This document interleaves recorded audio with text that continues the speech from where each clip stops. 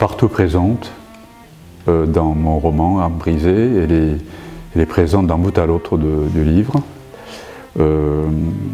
Dès les premières pages, il est question d'un quatuor de Schubert, le 13e quatuor qu'on appelle Rosamunde plus exactement, mais on peut entendre d'autres musiques, d'autres morceaux de musique, par exemple un morceau de Bach pour violon seul qui s'appelle Gavotin Rondo, et puis vers la fin du roman, il y a un concert, et au cours de ce concert, on entend un concerto pour violon de Berg qui s'appelle Concerto à la mémoire d'un ange. Donc la musique est partout présente dans ce livre, mais ce n'est pas un roman sur la musique à proprement parler. C'est vraiment pas la peine d'être un mélomane pour suivre l'histoire qui est racontée. Âme brisée est d'une certaine façon un roman sur la mémoire, mais d'une forme de mémoire qui est un peu particulière, la mémoire qui n'oublie pas. Comment dire, le propre de la mémoire, quand la mémoire fonctionne bien, c'est d'oublier. La mémoire peut oublier, et ce qui a été oublié, la mémoire peut aller le chercher. Voilà, c'est le fonctionnement normal de la mémoire. Mais quand il y a un événement traumatique qui survient, cette fonction est perturbée et la mémoire n'oublie pas et engendre des fantômes. Ce roman est dédié à tous les fantômes du monde, et parce que je raconte l'histoire d'un fantôme qui peut être considéré comme un échantillon de tous les fantômes du monde.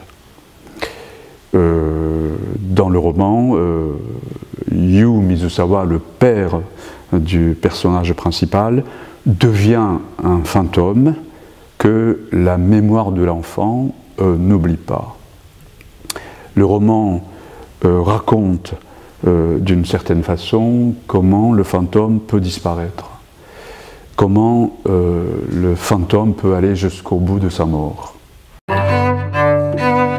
Bien évidemment, dans Âme brisée, il y a l'amour de la musique, il y a l'amour indestructible qui lie l'enfant à son père.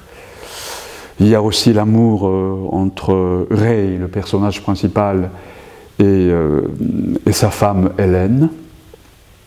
Le caractère complémentaire et fusionnel de ces êtres, de ces deux êtres, est symbolisé par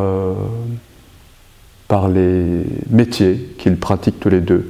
D'une part, luthier, le personnage principal c'est un luthier, et sa femme est une archetière. Le violon seul ne fonctionne pas, l'archet tout seul ne fonctionne pas, il faut les deux pour qu'il y ait de la musique. La scène inaugurale, la scène initiale se passe à Tokyo en 1938. C'est la période de ce qu'on appelle la guerre de 15 ans au Japon. L'événement fondateur de l'histoire est donc la destruction du violon de Yu Mizusawa est inscrit dans ce contexte historique. Je mets en scène la barbarie militaire qui a engendré plus de 20 millions de fantômes dans cette région du monde. D'où l'idée que j'ai eue de dédier, d'adresser ce roman à tous les fantômes du monde. Le héros de ce roman, Âme brisée, est un enfant de 11 ans. Au moment où l'histoire commence, il assiste à la barbarie militaire qui réduit en miettes le violon de son père. L'enfant assiste à cette scène d'une grande violence.